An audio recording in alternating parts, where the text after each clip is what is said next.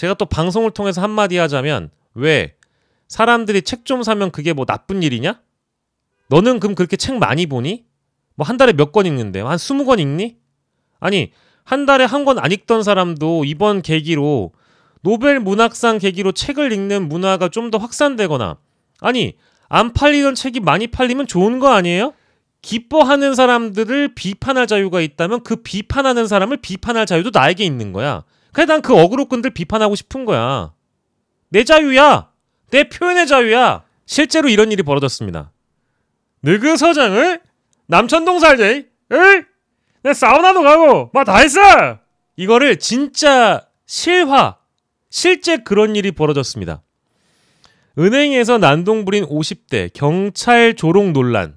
이거 어떤 사건인지 가보시죠. 안녕하세요, 박영식입니다. 새벽을 가까워 오고 있는 시간에 녹화를 하고 있고요. 아마 이 방송은 일요일 오전에 여러분들이 만나 뵙게 될 것 같습니다. 간밤에 있었던 뉴스들 저희가 좀 정리하는 시간 가져보려고 하는데요. 일요일에 차분하게 토요일까지 있었던 주요 뉴스들 좀 정리하는 시간을 갖도록 하겠습니다. 일단 어제까지 그 재보궐선거 사전투표가 이루어졌기 때문에 관련된 소식들이 굉장히 많이 일단 기사를 장식을 하고 있는데요. 그 내용부터 만나보도록 하겠습니다.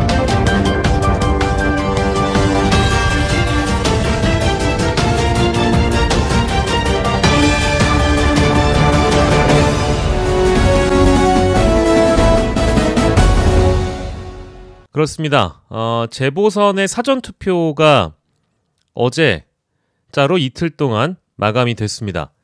10월 11일 그리고 10월 12일까지 진행된 사전투표가 마무리가 됐는데요. 사전투표율은 8.89%로 마감이 됐습니다. 중앙선관위에 따르자면 전체 유권자 864만 5,180명 중에 77만 5,971명이 참여했다고 하고요. 인천, 강화, 부산, 금정, 전남, 영광, 곡성 그리고 서울시 교육감 뽑기 위해서 치러지는 선거죠.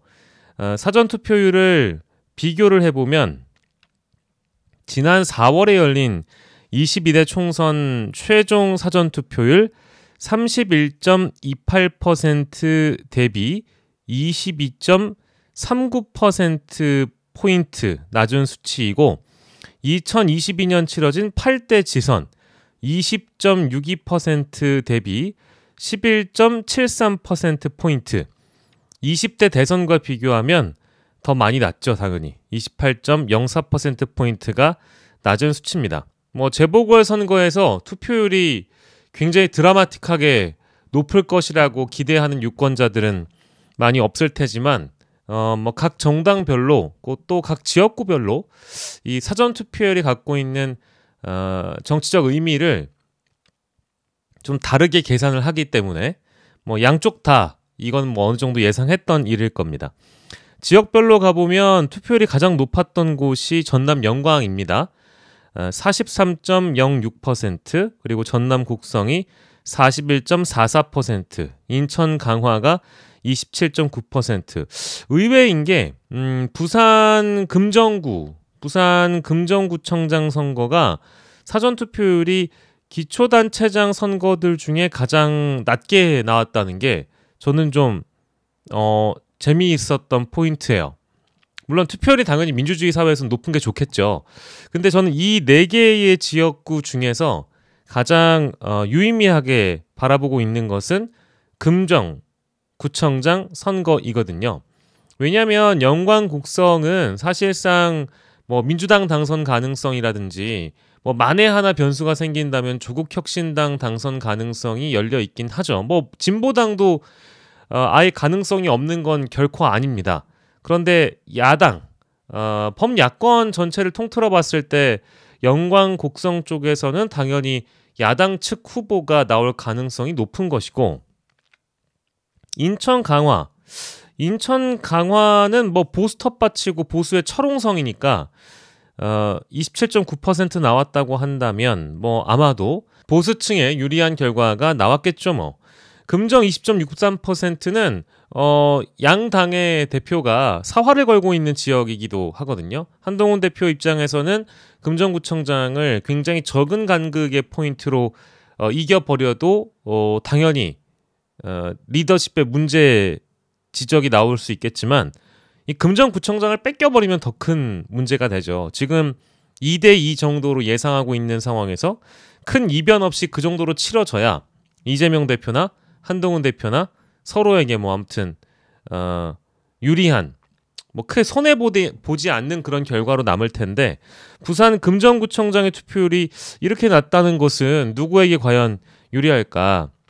저는 투표율이 높으면 보수의 결집 뭐 이런 것들을 좀 내다볼 수도 있겠지만 투표율이 낮다는 거는 적극 투표층이 투표에 나오지 않을 가능성도 좀 조심스럽게 내다봅니다. 뭐 물론 전체 투표율은 아니기 때문에 아직은 본투표가 이루어지지 않아서 사전투표만 놓고 이야기한다는 건 이른 감이 있죠. 하지만 부산 금정구청장 선거는 지금 단일화가 민주진보 세력들의 단일화가 있었고 또 구청장 한 번 민주당이 돼보고요. 총선에서는 단 한 번도 민주계열 정당이 의석을 확보한 적이 없는 지역이거든요. 그렇다면 매우 뜨거워야 될 당대표 모두가 이 금정구청장 선거에 이제 올인을 하고 있다 보니까 굉장히 뜨거운 열기로 가득 차야 될 선거인데 사전투표가 4개의 기초단체장 선거 중에 가장 낮다. 야, 이거는 좀 더 주시를 해봐야 될 것 같아요. 교육감 선거 8.28%. 큰 관심이 있다고 보긴 좀 어려워 보이네요.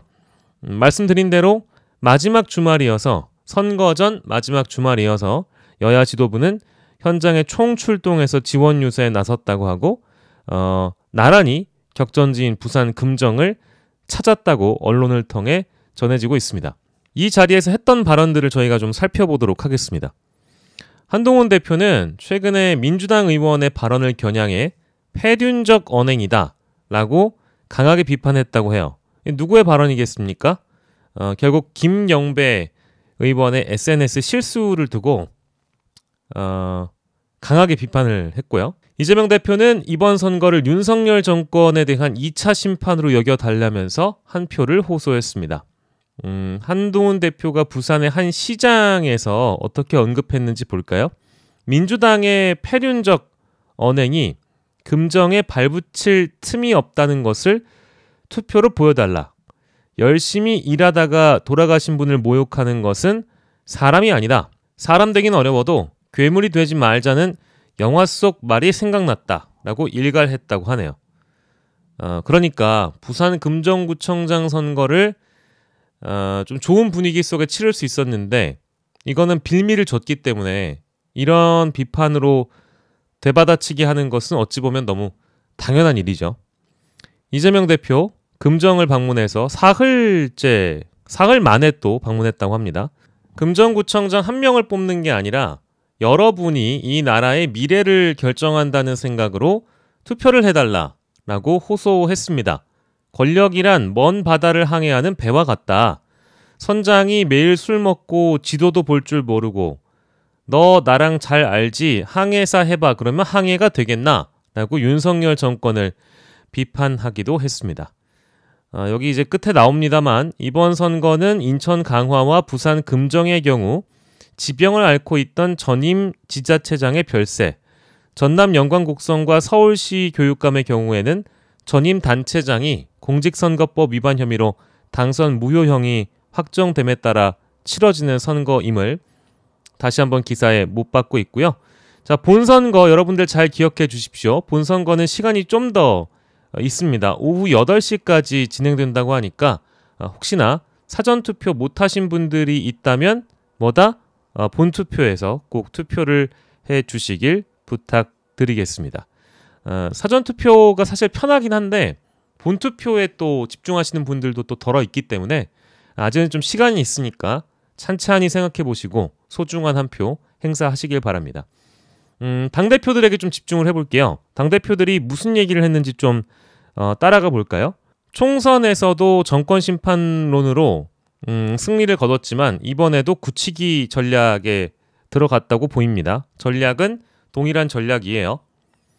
대통령의 개인 집사가 아닌 국민의 일꾼, 공복을 뽑는 자리에 왜 굳이 그런 사람을 쓰느냐라고 하면서 누구를 겨눴는지 한번 보시죠. 김문수 고용노동부 장관을 거론하며 이같이 밝혔다고 합니다. 총리는 대통령이 전에 없는 성군이라고까지 얘기한다. 허허, 간신히 이런 간신이 있나? 이건 동의할 수밖에 없는 말이네요. 권력이란 먼 바다를 항해하는 배와 같다. 선장이 매일 술 먹고 지도 볼 수 있는 능력도 없고 아무나 항해사라고 하면 항해가 되겠나? 여러분의 표로 정권은 잘못된 길을 포기하고 정상길로 돌아갈 수 있다고 말을 했습니다. 이번 선거는 구청장 한 명만 뽑는 게 아니라 대한민국의 운명에 관한 선거라면서 아직도 자신이 왜 총선에서 심판받았는지 모르면 이번 기회에 2차 심판을 해야 한다라고 주장을 하기도 했습니다. 연성 쿠데타, 독재 강화, 이런 정권이 나라를 어떻게 만들겠나. 어느 순간 쥐도 새도 모르게 잡혀가서 물고문, 전기고문 당하고 인생 망치는 일이 다시 생기지 말란 법 있나? 라면서 아무나 잡아다 탈탈 털어서 사돈 8촌까지 혹시 흠잡을 데 없나 뒤지고, 이거는 뭐 수사기관의 저인망식 수사나 가족 도륙내기 수사 이런 걸 지적하는 것 같아요. 오래전에 다 잊혔던 일, 나도 모르는 일 뒤져서 처벌한다고 협박해서 사건을 조작하는 등 이미 실제로 벌어지는 일 아니냐라고 반문을 했습니다. 같은 날 오후 4시 30분에는 인천 강화군까지 또 날아갔다 그래요. 강화도가 이제 새우젓 유명한데 새우젓 축제 현장을 방문해서 이렇게 얘기를 했다고 하네요. 강화 국민이 겪는 군사대결의 적대 피해를 최소화하기 위해서 노력하겠다고 현재 개정 중인 민방위 기본법이 행안위 소위를 통과했는데 일방적으로 어쨌든 전체 회의 통행을 시켜서라도 통과시키고 신속하게 본회의에서 통과시킬 거라고 말을 했습니다. 강화 군민들이 이제 그 북한과 인접 지역에 있기 때문에 확성기에 대한 소음이라든지 이런 피해를 겪고 있다고 일찍이 호소했기 때문에 좋은 전략으로 보이고요. 남북의 적대적 상황 때문에 북한으로부터 위협받아 생기는 강화 주민들 피해를 줄이기 위해서 정부와 지자체가 지원하는 법 반드시 만들겠다면서 민주당을 믿어달라고 주장했습니다. 한동훈 대표로 가볼까요? 한동훈 대표의 워딩은 이재명 대표는 당연히 이제 정권 비판에 좀 힘을 실어놨다면 한동훈 대표는 아까 잠깐 보신 대로 민주당의 김영배 의원 사례를 따와서 비판하기도 하지만 현 정부에 대한 언급도 있기 때문에 좀 더 주목을 끌었던 건 사실인 것 같습니다. 상대적으로. 한동훈 국민의힘 대표는 앞으로 국민의힘에 정치 브로커가 설치는 일이 없게 하겠다고 밝혔습니다. 금정구청장 지원 유세를 가서 명태균 의혹에 대한 기자들의 질문에 이렇게 답을 했다고 하는데요. 명씨나 김대남이나 이런 분들이 설칠 수 있고 이런 분들의 약점 잡힌 정치가 구태 정치다. 여기서 이제 그런 비유를 좀 우리 인규처럼 했으면 좋았을 텐데. 구태 정치, 이 명태 정치도 아니고 구태 정치냐? 이렇게 했다면 한동훈 대표님도 받아쓰기 좋았을 텐데. 전 그런 정치 안 할 거고 앞으로 국민의힘은 그런 정치 안 할 거다. 자신이 대표하는 동안 혹은 대표로 있는 동안 있고 나서도 국민의힘 그런 정치 안 할 거다. 이렇게 강조를 하면서 그게 바로 정치개혁 아닌가, 바로 국민이 원하는 것이라며 그 방향과 다짐을 분명히 해둔다. 국민들에게 약속드린다. 국민의힘에 그런 정치 브로커가 설치는 일이 없게 하겠다라면서 선을 그었죠. 자신이 비대위원장 할 때부터 해서 지금까지 국민의힘에서 벌어진 모든 일에 대해서 사실 책임이 있는 사람이기도 한데 저는 자기 대에서부터 딱 선을 긋고 명태균과의 어떤 연관성을 자신은 전혀 모르고 알 수도 없거니와 그런 적 들어본 적도 없다라는 식의 그런 태도인데, 저는 뭐 일찍이 여러분들께 말씀드린 대로 명태균의 이 어떤 마수가 만약 어떤 형태로든 지난 총선까지 뻗쳤다면 이거는 한동훈 대표가 그저 몰랐다라고 할 수 있는 일은 아닐 수도 있습니다. 비대위원장 시절이긴 합니다만 그때 당시에 이 공천을 뭐 시스템 공천이다 이렇게 여러 차례 강조하신 바 있잖아요. 그렇죠? 이제 그러다 보니까 뭐 물론 김건희 여사로부터의 텔레그램을 읽고 씹었기 때문에 가차없이 공과 사를 구분할 줄 아는 당대표라고 친한계 뭐 의원들이나 패널들이 많이 홍보를 하긴 하는데, 그걸로 끝나는 문제가 아니라 비대위원장 시절에 있었던 2024년 총선 시기에 과연 몰랐거나 알았는데 묵인방조했거나 양쪽 다 문제가 될 수 있다라는 겁니다. 물론 이건 전제가 있어요. 명태균이 2024년 국민의힘 공천에 여전히 영향을 미친 사례가 있다고 한다면 이란 전제가 있습니다. 하지만 지금 어쨌든 표면적으로는 나는 클린한 사람이라는 걸 강조하고 있다는 거. 김대남 전 대통령실 행정관의 녹취 관련해서는 김건희 여사와 관련해 비선이 있다는 의혹이 있다라는 질문에 대통령실이 인적 쇄신을 해야 한다고 주장을 했습니다. 요거 이제 많이 갖다 썼는데요. 저는 포인트를 잘못 짚은 것 같아요. 한동훈 대표가 가끔 그럴 때가 있어요. 본질과 핵심을 건드리지 않고 표현을 뭉뚱그리거나 직설적으로 방법과 해법을 제시하지 않고 국민 눈높이에 맞춰서 정치하겠다. 이게 애매모호하거든요. 우리가 뭘 물어봤을 때 굉장히 정확하게 표현할 때가 있고 뭔가 좀 이렇게 아사모사라고 하죠. 뭉뚱그려서 표현할 때가 있는데 그냥 모호하게 언급을 하는 게 한동훈 대표의 저는 습관인 것 같아요. 근데 그거는 좋은 습관은 아니라고 저는 개인적으로 생각합니다. 그래서 뭔가 확실하게 선을 긋거나 확실하게 표현을 할 줄 아는 습관을 들이셨으면 좋겠다. 그래서 이 경우에는 포인트를 잘못 짚은 건데, 김건희 여사와 관련해 비선이 있다는 의혹이 있다라는 질문에 대통령실이 인적 쇄신을 해야 한다? 어떻게 생각하세요? 이게 마치 한 걸음 더 나아간 한동훈의 조치인 것처럼 느껴지시죠? 전향적인 조치처럼 보이죠? 기존에 뭔가 한동훈이 뜨뜻미지간 태도를 보이다가 야 이제 대통령실 인적 쇄신까지 건드려? 한동훈 만세! 이러는 거에 속으시면 안 됩니다. 이건 본질은 김건희죠. 대통령실 인적 쇄신하면 그 바뀐 인사가 자신의 목을 치라며 통촉해달라고 하겠습니까? 김건희 여사에게 스마트폰 그만 반납하시라고 하거나 아니면 관리 영역에 둘 테니까 여사님 항상 저희에게 일정을 상의하셨으면 좋겠다라든지 누구와 연락하는지 좀 미리 상의하셨으면 좋겠다라는 그런 얘기를 할 수 있는 인사가 있을까요? 없죠. 불가능합니다. 대통령도 그걸 못하고 있는데 그런 말을 한 처지가 안 된다면서요. 그러니 인적 쇄신은 문제가 아니고요. 김건희 여사에 대한 특검과 김건희 여사에 대한 수사가 본질이죠. 그리고 김건희 여사가 비선과 어느 정도의 관계에 있고 직접 밝히면 될 일입니다. 그거 뭐 어려운 일이 아니잖아요. 대통령실이 물어보면 되는 거지. 근데 갑자기 김건희 여사에 대한 국민들의 우려와 걱정을 불식시키기 위해서 대통령실의 인적 쇄신이 필요하다고 생각한다. 이렇게 얘기를 하는 거 제가 듣고 또 어려운 길 가신다. 돌려가신다. 아니 지름길이 있는데 자꾸 이렇게 돌아가. 아니 인적 쇄신 좋아요. 대통령실에 간신배가 넘친다고 저도 생각합니다. 근데 그 간신배들 때문에 이런 상황을 맞닥뜨렸을까요? 아니 대통령과 대통령의 부인이 그 자체로 문제가 있는 거지. 이제는 이 시기에 참모 탓을 할 수 없어요.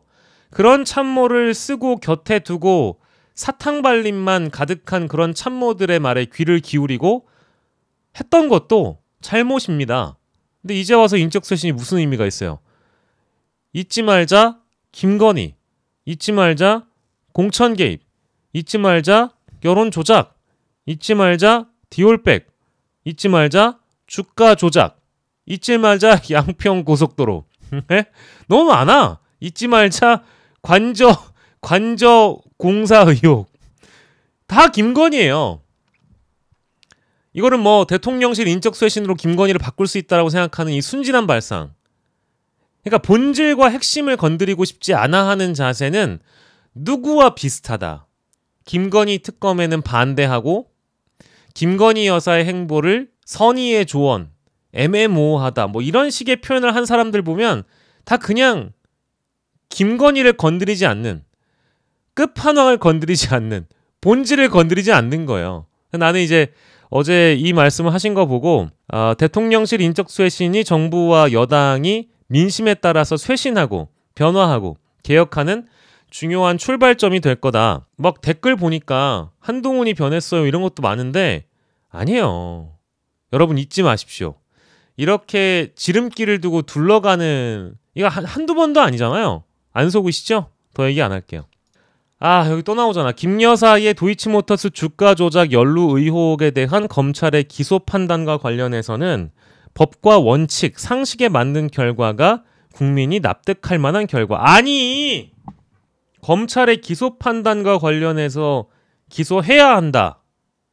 이런 게 아니고 법과 원칙, 상식 이런 거 이제 그만하셔야 돼. 하나만한 얘기를 자꾸 하잖아요. 애둘러가요 왜. 국민이 납득할 만한 결과, 국민 눈높이에 맞는 결과를 검찰은 내야 할 것이다. 저기요? 제가 언제? 진짜. 한동훈 대표님께서 하실 말씀은 검찰은 김건희 여사에 대해서 기소를 해야 됩니다. 요거는 나와야죠. 방조 혐의 정도가 아니라 이미 항소심에서 나왔던 그 결론을 두고 봤을 때 법률가로서 또 당대표로서 법과 원칙, 상식에 맞게 검찰이 결론을 내려면 기소를 해야 하고요. 방조 혐의를 넘어서 자본시장을 교란한 혐의에 대해서 원칙에 맞게 적법하게 판단해야 할 것입니다. 이 정도의 온도는 나와줘야 아마 국민의 어떤 법 감정과 정서에 맞는 인터뷰겠죠. 하나만한 얘기를 또 했다. 지난 10일에 했던 것도 마찬가지예요. 검찰이 국민이 납득할 만한 결과를 내놔야 한다. 이렇게 언급을 한 바 있습니다. 당내에서는 여론재판을 하자는 것이냐 이런 지적이 나온 데 대해선 오해를 하고 있다. 국민이 법과 원칙, 상식에 반하는 생각을 갖고 있단 말인가? 난 그렇게 보지 않는데요. 법무부 장관 시절 도이치모터스 수사를 마무리하지 못했다는 지적에는 우리나라 사법 시스템을 착각한 거라면서 법무부 장관이 개별 사건에 관여하고 상세 내용을 보고받고 이래라 저래라 했어야 했다는 것인가? 라고 되물었는데 이런 양반이 국회에 나와서 법무부 장관 자격으로 돈 세는 소리 언급했던 거 기억나세요? 이는 우리 당과의 입장도 다르고 내가 말했던 일관된 입장과도 다른 것이라며 과거 추미애 박범계 법무부 장관일 때도 우리 당은 법무부 장관의 검찰 수사 지휘를 반대했다고 마치 이것이 원칙인 듯 말을 했습니다.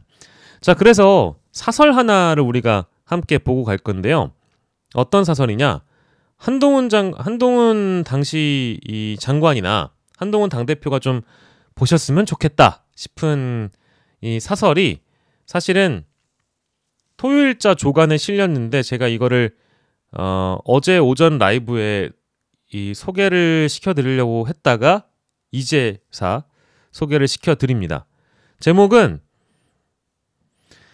한동훈 도이치 김여사 언급 상식적이지만 2년 3개월 동안은 왜 가만히 있었냐 이런 거거든요. 동아일보가 한동훈 대표께 언급을 하고 있는 겁니다. 보시죠. 국민의힘 한동훈 대표가 김건희 여사의 도이치모터스 주가 조작 의혹과 관련해 검찰이 국민이 납득할 만한 결과를 내놔야 한다고 밝힌 바 있다. 정치권에서는 김건희 여사 기소가 불가피하다는 점을 한 대표가 우회적으로 표현했다라는 해석이 나왔고 전 이거에 동의하는데 여당 내부의 반발에도 불구하고 약간 진전된 입장을 내놓은 거에 대해서 여권이 내홍이 빠져드는 형국이다.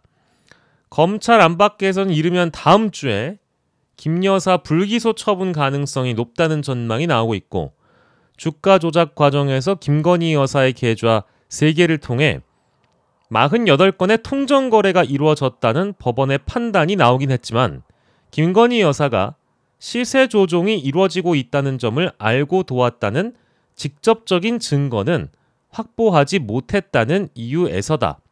반면 법조계에선 김건희 여사처럼 쩐주 역할을 한 손모 씨가 항소심에서 방조 혐의로 유죄 판결을 받았고, 김건희 여사와 모친이 이 주식을 거래해 23억 원대의 차익을 얻었다는 분석 등을 거론하며 법원의 판단을 받아봐야 한다는 의견이 적지 않다. 한 대표의 발언은 이런 목소리를 반영한 것으로 보이지만, 현 정부에서 1년 반 넘게 법무부 장관을 지낸 한 대표가 남일처럼 얘기하는 것은 문제다라는 지적도 나온다. 저는 동아일보가 요즘 굉장히 좀 합리적으로 사안들을 바라보고 있거든요. 깜짝깜짝 놀래요. 동아일보가.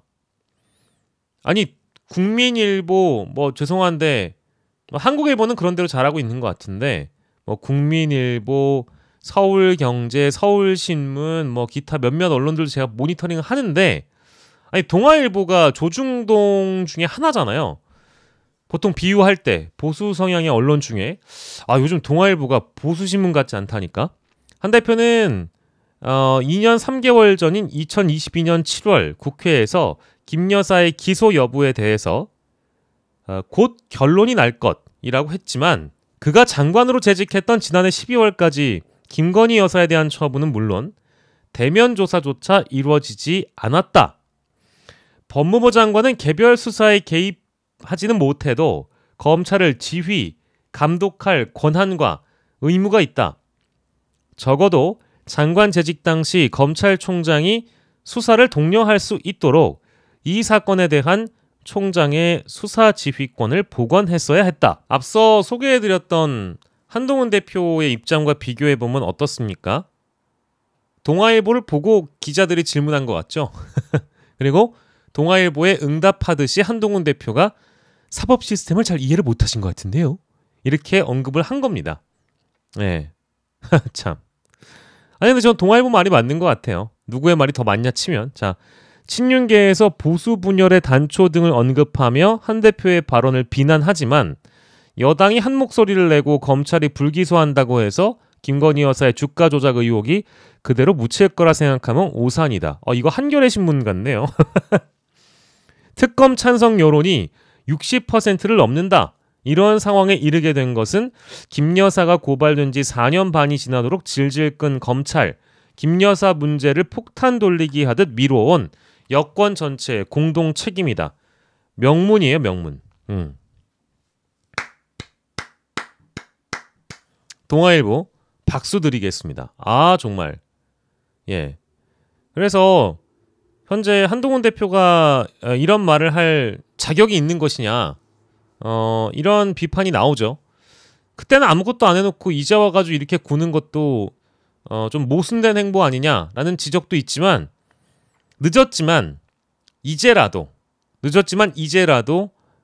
좀 달라진 모습을 보여주는 건 다행인데, 다시 얘기합니다. 돌아가지 마. 지름길로 가란 말이에요.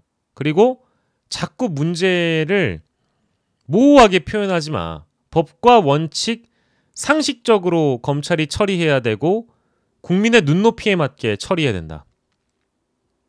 음식은 맛있어야 합니다. 하나만한 얘기하지 말란 얘기죠. 답답합니다. 이런 식으로 자꾸 피해가는 화법, 혹은 뭉개는 화법, 흐리멍텅한 화법, 이런 거는 저는 한동훈 대표에게 오히려 더 마이너스라는 거 다시 한번 강조를 드리겠습니다. 여권 전체를 조망하고 또 윤석열 대통령에게 조언이 될 만한 기사가 한국일보에 실려 있었는데, 요 내용도 우리가 함께 보도록 하겠습니다. 요거는 매우 중요한 내용이라 한 땀 한 땀 여러분들과 곱씹 가도록 하겠습니다.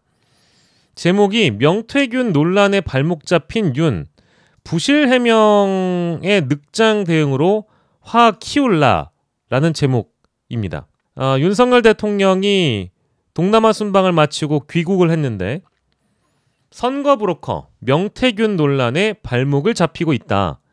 해외에 나가 있던 5박 6일간 명 씨가 과거 대통령 부부의 친분을 과시하며 정권을 뒤흔들고 있는데도 똑 부러지는 대응이 없어 의혹이 커지고 있다. 마지못해 대통령실이 밝힌 입장문에서조차도 기초적인 사실관계가 명 씨 주장과 상충돼 비판 여론이 고조되는 상황이다.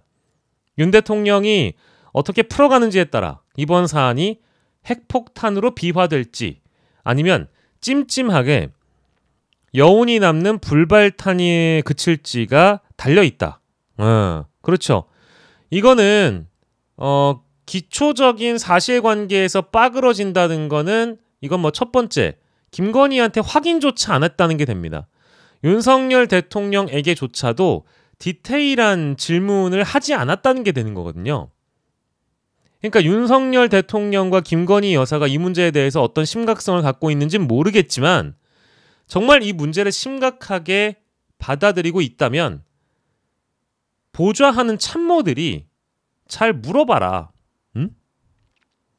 기초적인 사실관계가 타인들의 진술로 무너지지 않게끔, 즉 거짓말하는 것처럼 비춰지지 않게끔 제대로 물어보라 이거예요. 그걸 제대로 밝히시고. 윤 대통령은 서울공항으로 귀국을 했고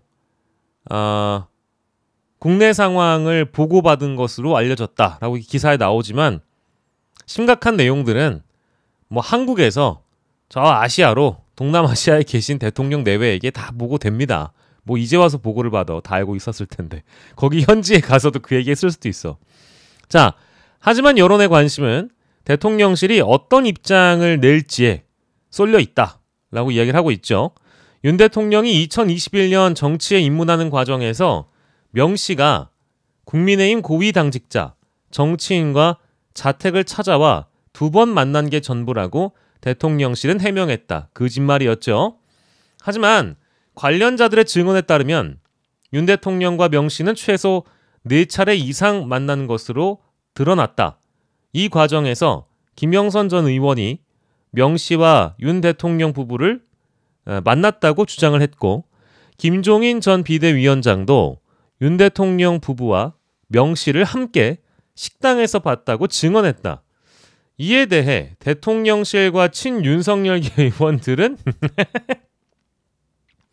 명태균을 사기꾼, 브로커라고 깎아내리면서 자기 과시와 허황된 말에 왜 언론이 흔들리느냐며 분통을 터뜨리고 있다. 자, 이 대목에서 우리는 물어볼 수 있습니다.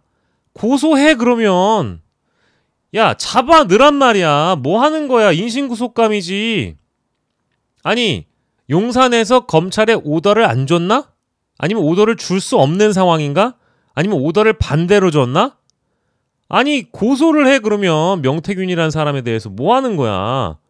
자, 반면 여권 내에서도 서슴없이 탄핵과 하야를 거론하는 명 씨의 발언에 왜 대통령실이 제대로 대응하지 못하느냐라는 불만이 쏟아지는 상황이다. 그러니까 이제 이런 대목에서 지지율이 깎여 나간다고 제가 불과 어제 말씀드렸습니다.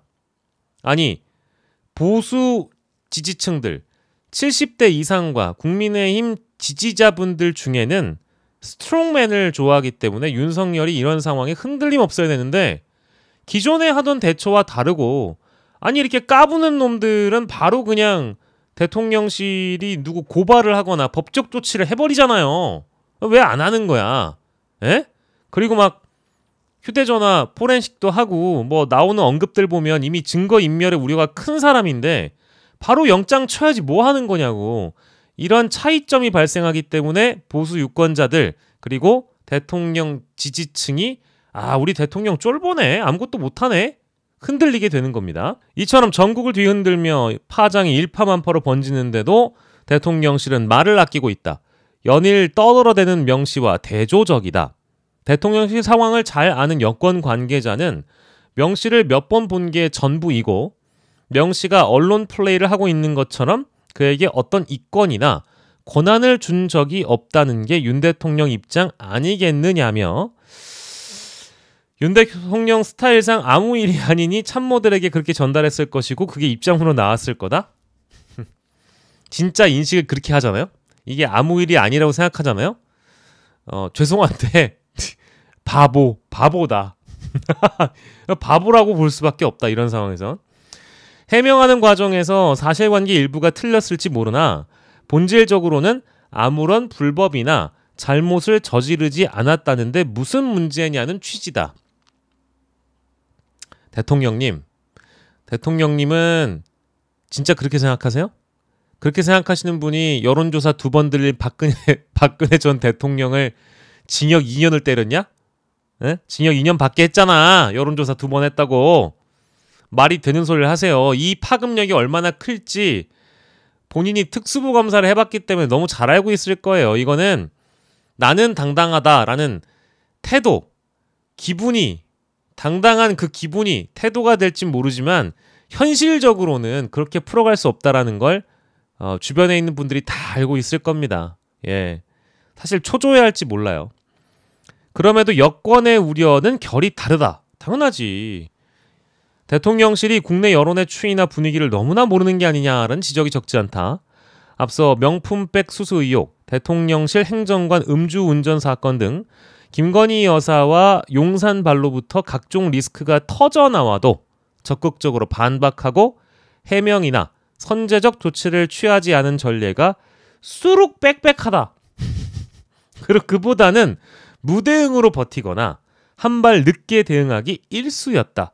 자연히 여론은 더 악화됐고 민심은 멀어지고 다른 여권 관계자의 말에 따르면 용산은 논란이 불거질 때마다 야당과 언론의 악의적 공세로 치부하기 때문에 국민들이 듣고 싶은 납득할 만한 소명은 늘 늦게 나왔다라고 지적을 했으니 아마 이번에도 상황이 거의 다 국민들의 분노가 이미 임계점인데 그거 관계없이 참 일찍 또 한다 싶을 만한 시기에 아마 대통령이 직접 나와서 입장을 밝히거나 김건희 여사에 대한 입장이 나오거나 뭐 그렇겠죠. 생긴 대로 사세요. 어떡하겠어. 사람 달라지지 않아. 40대 넘으면 사람 잘 안 바뀌어. 나도 잘 안 바뀌는데 대통령이라고 바뀌겠어요? 너무 많이 기대하지 마. 한국일보야. 그래요. 한국일보가 여권의 우려를 담아서 아무튼 이런 내용들을 요목조목 잘 짚어놨습니다. 자, 그리고 요 내용은 그 토요일 사이에 많이 기사화됐습니다. 금요일 늦은 시간까지 이뤄졌던 이 행안위 국감, 경찰청을 대상으로 한 국감에서 그 김건희 여사가 마포대교 방문했을 당시에 마포대교 시찰 나가신 거죠. 시찰, 마포대교 도보 시찰 요거 나갔을 때 질문이 들어갑니다. 이해식 의원이 경찰청장에게 이때 당시에 도로 통제가 있었다고 하는데 맞습니까? 라고 했더니 경찰청장이 그런 일이 없다고 답변했는데 아니 실제 경찰들끼리 수발신 무전한 내용이 나왔어요. 마포대교 통제한 거야. 세상에. 왜 들통날 만한 거짓말을 해가지고 왜 혼이 나는 거야. 경찰청장 씨는. 자, 그래서 더불어민주당이 논평을 냈습니다. 아니 국민이 왜 김건희 여사의 대통령 놀이를 지켜봐야 하냐라고 비판했다는 것이고요. 어제 국회 브리핑을 통해 김건희 여사가 마포대교에서 사진을 찍기 위해 강변북로 교통을 통제한 정황이 국정감사를 통해 드러났다라고 이같이 말했습니다. 자신의 건재함을 사진으로 남기겠다고 퇴근 시간에 경찰들을 동원해 국민의 발을 묶었다라면서 이 무개념은 차치하고 대체 무슨 권리로 퇴근길 교통을 막아 국민을 불편하게 하나라고 꼬집은 겁니다. 정말 대표적인 장면인데 내 세상이야. 나는 이래도 돼. 심지어 자신에 대한 의혹이라는 게 오히려 더 증폭되어 있고 확산 일로에 서 있는 상황이었잖아요. 아마 이 즈음이 디올백 관련된 무혐의 처분이 내려지기 전 시점이었고 수사심의위가 이제 그 가동돼서 김건희 여사 쪽과 관련된 결론은 이미 나온 상태에서 최재형 목사 나오기 전에 일이고, 여전히 뭐 이제 특검 전국이라고 봐도 될 만한, 본회의에서 특검법이 통과되고 대통령이 이 제2요구의 시기를 매만지는 시기였던 데다가 이게 9월 10일에 있었으니까 9월 5일에 뉴스토마토가 그 명태균 관련된 초기 보도를 합니다. A 의원, B 의원, C, D, E 막 이렇게 나오는 거. 첫 보도. 그럼에도 불구하고 이런 행동을 보여준 거잖아요. 저는 뭐 이 사태가 지난달 일이니까 이거에 대해서 뭐 깊은 비평이나 논평은 안 하려고 하는데 그냥 막 가는 거예요. 정말로. 그리고 내가 이래도 되니까 이 정도쯤은 해도 되잖아 라는 생각을 하면서 사시는 분이에요. 바뀌지 않아. 나도 바뀌지 않지만 이분도 바뀌지 않아. 근데 말입니다. 난간 높이가 어쩌다 저쳤다 할 만한 권한을 누가 김건희한테 줬어요? 아무도 안 줬어요. 김건희 여사 스스로 자기가 이런 말을 해도 된다고 생각하니까 얘기하고 다니는 거잖아요. 아니 이 무슨 대명천지에 영부인이, 대통령 부인이 자살 예방의 날을 맞아서 이런 행보를 했다고 하는데, 제가 판단하기에는 김건희 여사의 디올백 문제로 괴로워하다가 권익위에서 국장이라는 분이 유명을 달리하셨던 걸 생각해 본다면, 일단 이 자살 예방의 날에 맞아서 움직이는 것 자체도 전 조심할 것 같고요. 두 번째, 교통을 통제하면서까지 대통령도 아닌 사람이 엄밀히 얘기하면 이거 관할이나 권한을 따져보면 아무 관할과 아무 권한이 없는 영부인이라는 사람이 마포대교 올라가서 난간 높이가 어쩌다 저쩌다 하고 경찰관이, 그러니까 지구대에 있는 경찰관이 그걸 듣고 앉았잖아요. 누가 우리 경찰에게 마포대교 높낮이를 거론하며 경찰 행정에 대한, 시민 안전을 보살피는 경찰 행정에 대한 언급을 하라고 권한을 줬습니까? 그리고 또 이걸 왜 막어? 이걸 왜 막는 거야? 나 참 진짜 답답하네요. 근데 이제 이게 국정감사에서 퇴근길을 막았다라는 게 경찰도 한심하기는 마찬가지라면서 김건희 여사의 대통령 놀이에 경비원 역할을 하는 게 경찰의 본분이냐. 조지호 경찰청장은 국감장에서 교통통제는 없었다고 뻔뻔스럽게 거짓말했지만 분명한 정황 증거 앞에서 묵묵부답으로 일관했다. 나는 근데 지금 묵묵부답하는 모습을 봤거든요. 나 경찰청장 씨 부끄럽더라고. 왜냐면 본인이 방금 전에 그런 적 없다고 해놓고 이해식 의원이 딱 정황 근거를 들이대니까 아무 말도 못하는 거예요.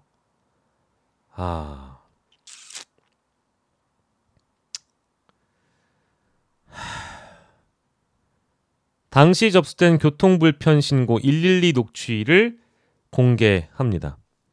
부적절하죠.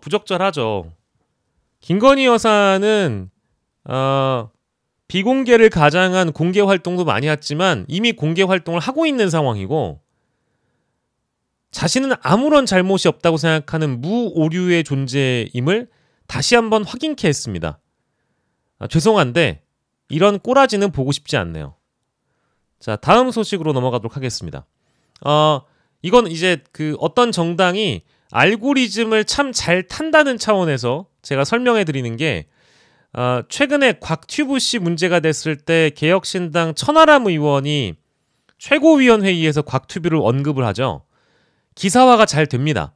흔히 사람들이 많이 관심이 있는 주제에는 많이 언급이 되는데, 이거 보면 개혁신당이 이제 알고리즘을 또 이제 타려고 해요. 자, 보면 한강 노벨상을 폄훼하는 사람들에 대해서 지긋지긋하다. 그거 조롱해가지고 얻는 게 무엇이냐 라고 지적했습니다. 근데 나는 우리 개혁신당 허은하 대표님의 이런 말씀 박수 쳐드립니다. 맞는 말씀이에요. 보수에서 5.18 민주화 운동에 대한 폄훼가 지긋지긋하다. 지긋지긋하다.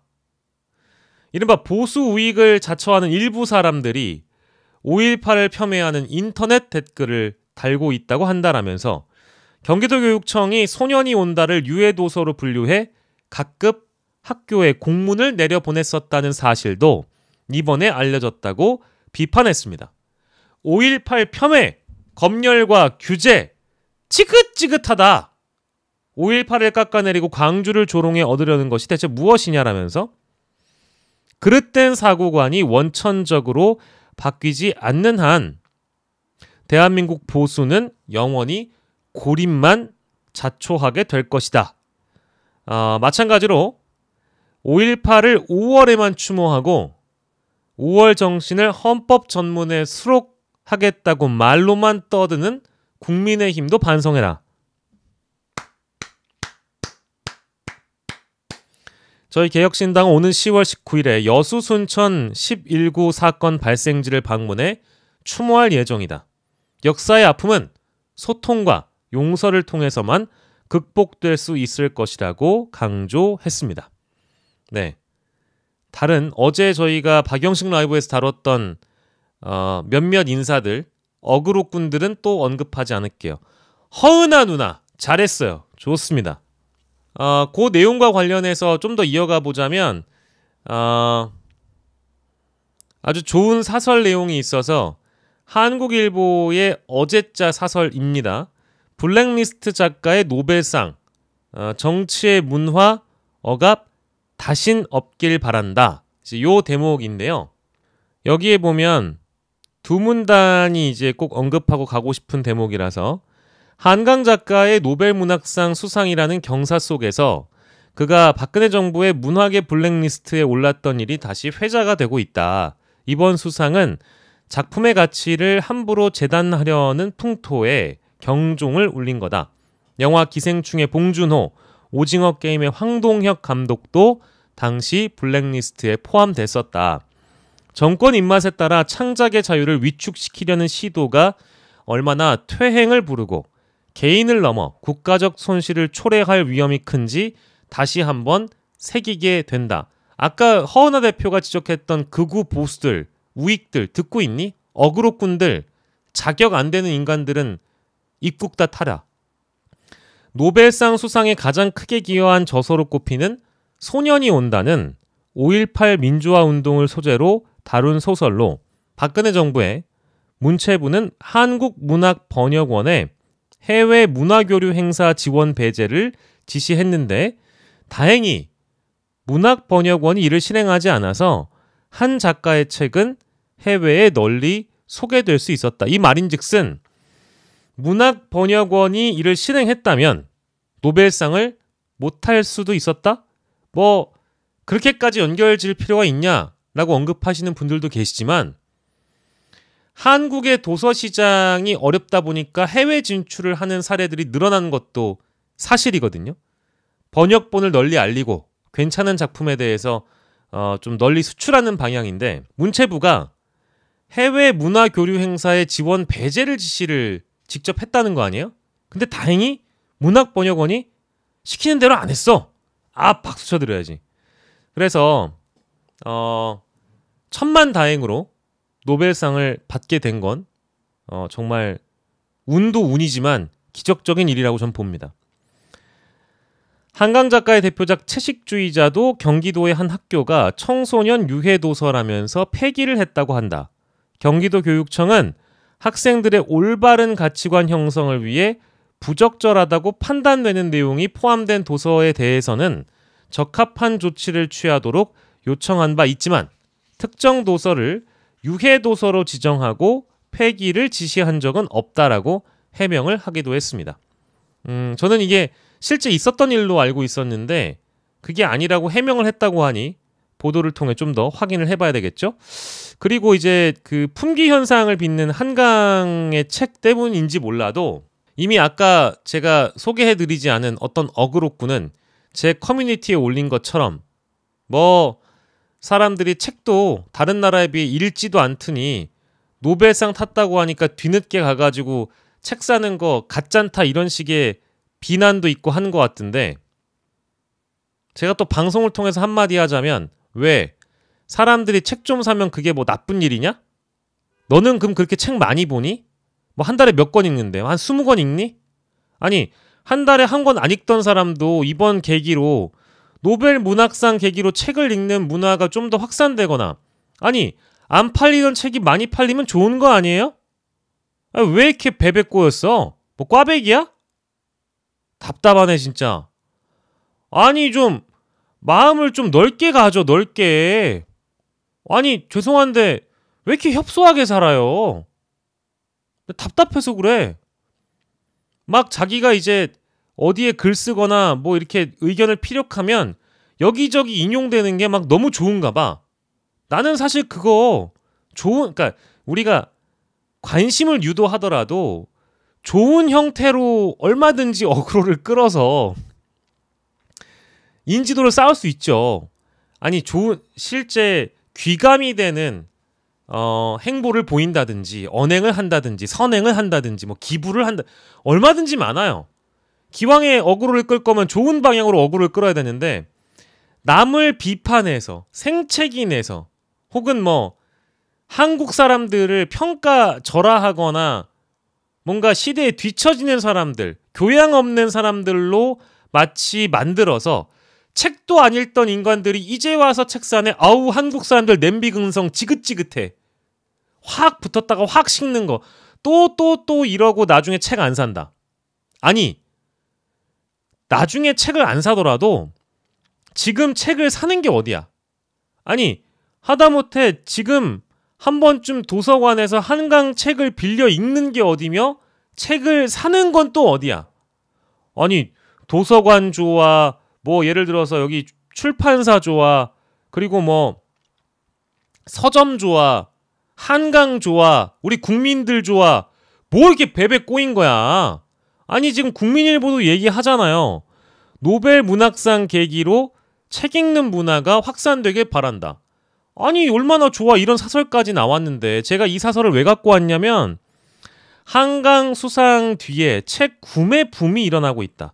온 국민들이 기뻐한다면서 수상 소식에 퇴근길 지하철에서 소리를 질렀다는 얘기부터 온몸에 전율이 흘렀다거나 감격의 눈물을 흘렸다는 사연들이 쏟아지고 있다. 실제로 그 한강 발표 그 시점에 뭐 민음사라든지 출판사 유튜브들 그 순간 영상들이 화제예요. 아니 나는 이렇게 이 수상을 기뻐할 자유도 있지만 비판할 자유도 있다고 보거든요. 그러면 내가 동일하게 얘기할게. 기뻐하는 사람들을 비판할 자유가 있다면 그 비판하는 사람을 비판할 자유도 나에게 있는 거야. 그래 난 그 어그로꾼들 비판하고 싶은 거야. 내 자유야. 내 표현의 자유야.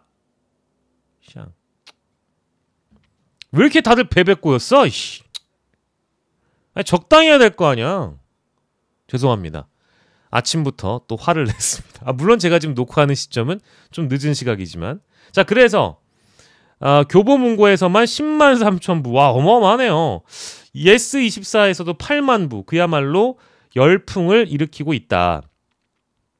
동네 서점 사려지죠. 한 달에 책 한 권 안 읽는 사람도 많죠. 영상의 시대라서 스마트폰만 보죠. 책은 안 읽고 유튜브만 보죠. 아니 나는 책을 안 읽을 자유가 있다고 보고요. 유튜브에 너무 빠지고 영상의 시대에 골몰하다 보니까 OTT나 유튜브 뭐 많잖아 볼게. 너 컨텐츠의 홍수 아닙니까? 아니 내가 돈을 냈으니까 그걸 봐야 돼. 돈을 내는 거는 어쨌든 가격은 같은데 내 컨텐츠가 보는 양은 뭐야? 내가 마음대로 봐도 되잖아. 그러다 보니까 책 읽을 시간에 그냥 영화 보는 거예요. 드라마 보고. 그러다 보니까 자연스럽게 어떤 시대의 흐름이 그렇게 돼버린 거지. 뭐 오디오북도 있지. 그리고 전자책도 있지. 실제 즐기는 사람들은 또 나름 또 즐긴단 말이에요.